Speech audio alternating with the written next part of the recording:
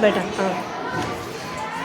समाजाला दिलेली ज्ञानाची सावली, समाजाला दिलेली ज्ञानाची सावली, लढण्याची क्रांतिज्योती सावित्री मावली, लढण्याची क्रांतिज्योती सावित्री मावली. सूर्याप्रमाणे तेज दिसणारे व्यासपीठ, चंद्राप्रमाणे छाया देणारे प्रदक्षिण आणि चांदण्याप्रमाणे चमकणाऱ्या माझ्या मैत्रिणींनो, सर्वांना माझा नमस्कार.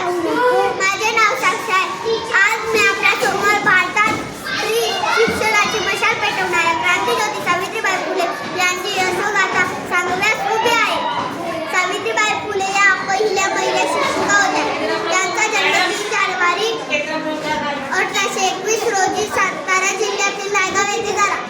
त्यांच्या आईचे नाव लक्ष्मीबाई व वडिलांचे नाव खंडोजी नवसाहेब पाटील असे होते.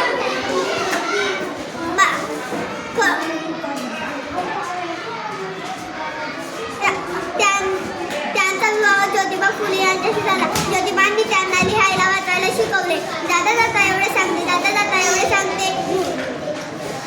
किती साचले किती भोगले तरी तिने शिकवले. स्त्री शिक्षणाचे पुढे तिच्या साऱ्या